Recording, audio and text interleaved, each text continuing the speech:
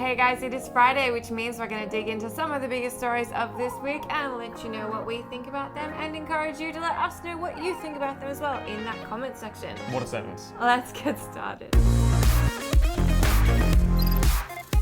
Welcome, PC brethren, to the world of Destiny 2. It's kind of just our world, except there's like space magic and stuff. But in the latest faction rally that's just come out for Destiny 2, Bungie has made some changes as to how faction tokens are made. So in the first faction rally, you were able to go into a lost sector and you had to destroy resources, and that was how you got tokens to then go and buy cool guns and shaders and armor and all of that kind of stuff.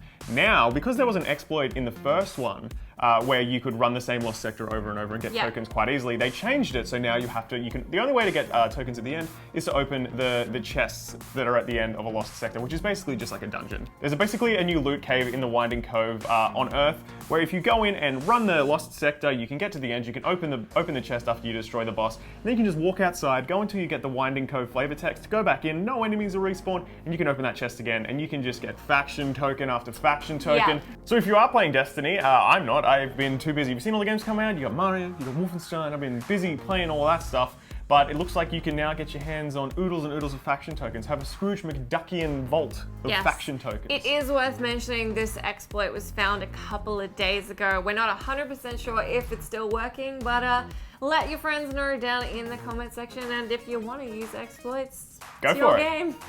Whether or not you're a fan of them, it's hard to not say that microtransactions are definitely working, at least for the AAA publishers who are using them, one of which is Take-Two, who came out this week to say that they won't necessarily have microtransactions in every game, but they are going to have some kind of ongoing payment model with every game they bring out from now on. So that means there is going to be some way to keep financially engaging in the games they're bringing out. And yes, that includes Red Dead Redemption 2. Ooh, I could feel the bristling of everybody through the internet just then. Yes, but of course, with the success of GTA Online, that's to be expected. And this is something that Take-Two haven't shied away from. They've said that, you know, there's definitely going to be microtransactions in Red Dead Redemption 2 online in some way. They've already said that that's going to happen, but this is more of a, it's come out at a very inopportune time, I think, to be discussing microtransactions. Yeah, I mean, it's interesting because there is so much controversy which you think would weigh on them not wanting to do microtransactions,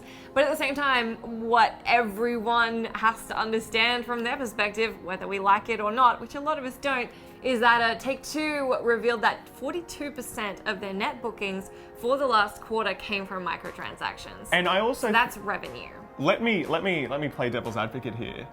I would go as far as to say GTA Online is one of the only games where I would say the microtransactions honestly don't really impact me as someone who doesn't buy them that much. Yeah. Because you're buying shark cards, which you can then use to buy, you know, cars, planes, property, all that kind of stuff. But if you just have GTA Online, you can still get access to all of that, all of the gameplay that's there, all of the game. There's one thing our audience likes, it's playing devil's advocate with do. microtransactions. But I think what everyone's really worried about as well is if microtransactions are going to arrive in the single player of Red Dead, which is been a really big trend at the moment. Yeah. See, I really do think that it won't. I'm too optimistic. Come on, Rockstar, prove me right. Just what would I get if I got a PS2 and a PS3 and I just jammed them together? You get a PS 2.3. Wait, 5. I dropped math. PS5, that's right. And speaking of PS5 and Xbox 2, 1, who knows? Yves Guillemot, the CEO of Ubisoft, has discussed the next generation of consoles in an earnings call. He said it's at least 2 years away, and then he very quickly put in some caveats. He was like, hey, we don't have any confidential information. Well, I'm just spitballing here. You know what? I honestly believe they don't have any confidential information. I just think they're dropping that in there because it's relevant to make sure the current gaming audience knows that their consoles are going to be relevant for a long time, especially with the new iterative consoles, which of course you can play the same games across. It's kind of supporting what we've already got now, but if people want that bump, they can get that bump if they can, you know, want to put in the money for it. But yeah, I think it's quite realistic to expect them to be at least 2 years off the next generation, if not more. Absolutely, because the last console generation was one of the longest generations ever. So that's something that I think a lot of our audience who grew up when that was kind of their first big video game console. I remember when it was like PS1 was out for like 4 years, Right. then the PS2 came out and that was out for like 4 years, and all of a sudden the PS3 came out and it stuck around for like most of my 20s. Yeah. So, you know, it's interesting. So I really enjoy the idea of longer console generations with iterative upgrades. I think that's a really cool idea, and I hope that that's something that we see from the PS5 or the Xbox too. Yeah. We need a better name for that Xbox. I think what we need to do is push that way into the future. About 2 years. That's 2 years. Well, we'll get back to you.